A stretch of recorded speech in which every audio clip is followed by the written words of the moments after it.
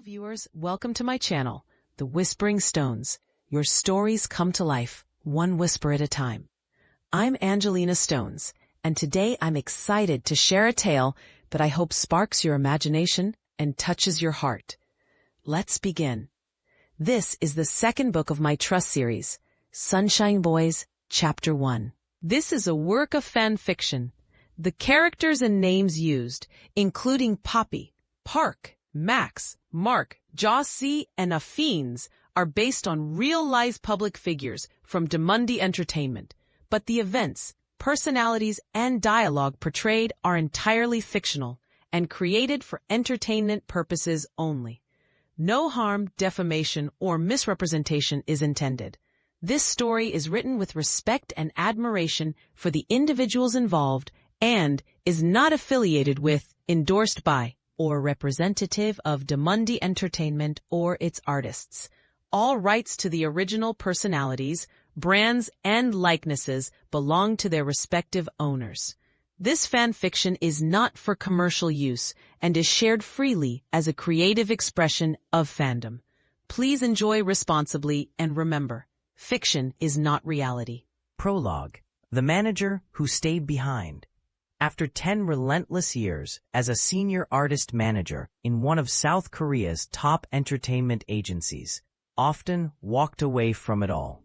He had everything: status, a high-paying job, constant jet-setting, and a luxurious but suffocating life. But the deeper he went into the world of bright lights and blurred morals, the more he longed for stillness. Eventually, he chose to step away, not because he had failed, but because he knew he would break if he didn't. Now back in Thailand, tucked away at his family's private beach resort, run by his elder brother, Often lives in a kind of quiet exile. The sun is warm, the sea forgiving, but the empty hours gnaw at him. His body had returned, but his mind still ran on schedules, checklists, and deadlines. His brother, watching him grow restless, offered a simple suggestion. Why don't you shoot a promo video for the resort? Make use of what you know. You've built stars before. Maybe it's time you build something for yourself. Often didn't argue. The boys, how they were found. Max was the first. A familiar face on the beach. Max had a natural charm that couldn't be ignored. Tall, photogenic, with a sweet face and the kind of effortless popularity that comes from just being real. His Instagram was thriving, his smile disarming. When Often asked him if he'd like to model, Max didn't hesitate. He even brought friends. That's when Park and Poppy entered. The two brothers were well-known locals, both gym fit and radiating cheeky confidence. With only a 2-year age gap, they argued like twins, but had an undeniable on-screen chemistry. Park, the elder, was all smooth composure. Poppy, the younger, was a firecracker with a teasing grin. Often first noticed them during Songkran, when the streets were alive with water, laughter, and chaos. They stood out even in the crowd.